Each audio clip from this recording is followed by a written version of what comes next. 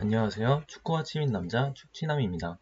얼마 전 홍명보가 치른 2차전인 오만전에서 3대1로 승리를 거두면서 다행히 승점을 챙겼는데요.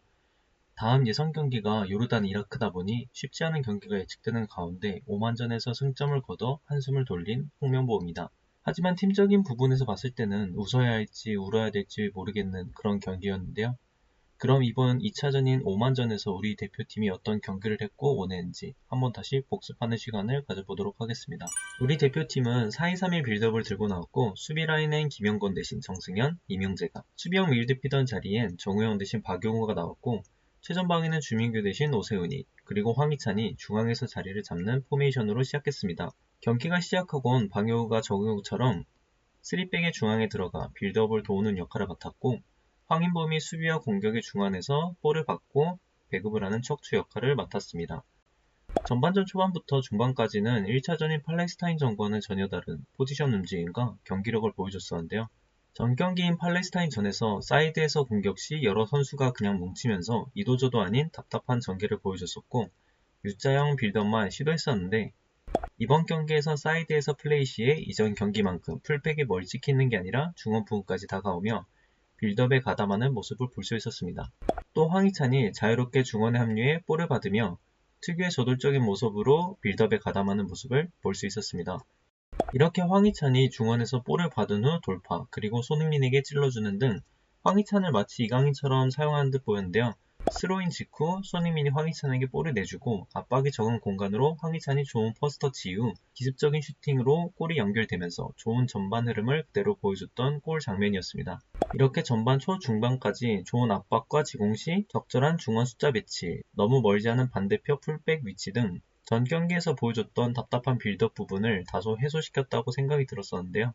하지만 대략 전반 27분부터 오만이 전방에서 적극적인 움직임을 보이자 갑자기 경기 양상은 달라지기 시작했습니다.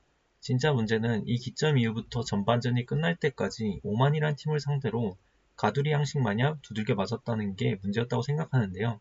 이렇게 초반과는 다른 오만이 수비 라인을 올려가며 선수를 늘리고 전방 침투 움직임과 공간에 찌르는 패스 등 공격에서 압박을 가했고 우리 선수가 진영에서 볼을 받으면 전방 압박 강도를 올리는 것을 볼 수 있었습니다.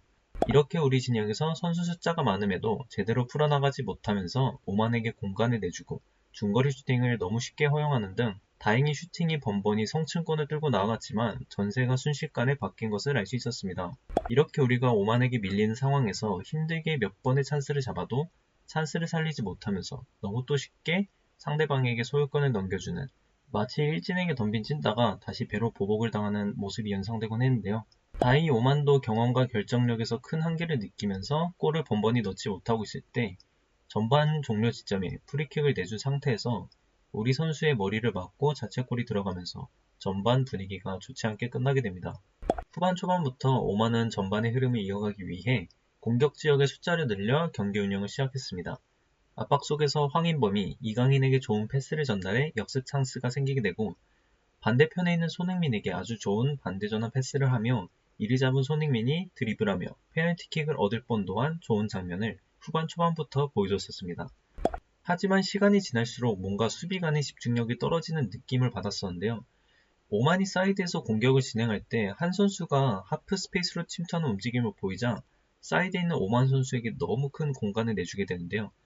크로스 공간을 내주는 건 문제가 되지 않겠지만 우리 두 수비수가 한 선수의 움직임에 너무 쉽게 속으면서 큰 공간을 내줬다는 게 아쉬웠는데요. 이후 수비의 대처도 아쉽다고 생각합니다. 골대와 가까운 오만 선수들은 2명밖에 없는데 우리는 총 5명이 지키는 것을 볼 수 있고 뒤에서부터 침투하는 2명의 오만 선수들을 너무 프리하게 놔뒀다고 생각하는데요. 여기서 컷백이나 크로스를 막을 거면 여기 2명의 선수가 위치만 지키며 막는 게 아니라 한 명은 적극적으로 압박했어야 된다고 생각합니다. 결과적으로 오만의 패스도 좋지 못해서 찬스가 무산되었지만 수비 조직력에 대한 의심을 안 가질래 안 가질 수 없는 장면이었습니다. 이강인이 또 중원까지 내려오며 전방으로 한 번에 찔러주는 패스라든지 사이드에서 잡아 크로스를 하며 우리 대표팀의 전체적인 공격을 이끄는 장면을 보여줬었는데 이강인이 이 자리에서 볼을 잡을 때 크로스만 하는 선택지를 상대방에게 주는 게 아니라 다른 한 명은 사이드로 침투를 하던지 아니면 헤딩을 즐겨하지 않는 손흥민을 헤딩 자원으로 두지 말고 토트넘에서 잘하고 있는 침투하는 오프더블 움직임을 가져가주면 상대방 입장에선 더 혼란스럽지 않을까 생각됩니다. 이 장면은 저희 대표팀의 괜찮았던 공격 장면이라 생각하는데 중원에서 볼을 받은 이강인이 특유의 탈압박 능력으로 공간을 만들어내며 이걸 사이드에 위치한 황인범에게 패스를 하고 다시 이강인이 침투 움직임을 주며 수비수를 끌어내며 황인범은 공간이 난 황희찬에게 패스. 이번에 헤딩을 기다리는 게 아니라 손흥민의 특유의 오프더블 움직임을 보여주면서 좋은 장면을 보여줬었습니다. 2대1을 만든 상황인데 중원에서 손흥민과 이강인이 패스를 나누며 이걸 받은 이강인이 또 미친 탈압박 능력을 보여주면서 패스. 이걸 또 손흥민이 기가 막힌 퍼스터치를 하면서 공간을 만든 뒤 시그니처 왼발 가마차기로 골을 넣으며 우리 입장에서 정말 천금 같은 골이었습니다. 한 골을 추가한 이후부턴 오만도 사기가 꺾이면서 우리 페이스대로 경기가 이뤄졌다고 볼 수 있겠는데요. 이렇게 오만 선수가 중원에서 볼을 받을 때 수비 라인과 공격 사이 간격이 다소 넓은 것을 볼 수가 있는데 이걸 우리 선수가 볼을 탈취한 후 주민규에게 패스. 이후 주민규가 뒷공간에 침투하는 손흥민에게 스루 패스를 찔러주고 이 공을 다시 주민규에게 패스하여 깔끔한 슈팅으로 마무리했습니다. 세 번째 골을 넣었을 때처럼 스트라이커인 주민규가 손흥민보다 낮은 위치에서 침투 패스를 찔러주는 모습이 손흥민의 장점을 살리려는 모습이 돋보이는 장면들이었습니다. 이번 경기는 전 경기보단 나은 모습을 보여줬었지만 수비 조직력이라든지 아쉬운 풀백의 크로스, 공격 가담, 공격에서 다양하지 못한 공격 패턴 등이 앞으로 홍명보가 나아갈 길이 멀다고 느껴지게 한 경기였습니다.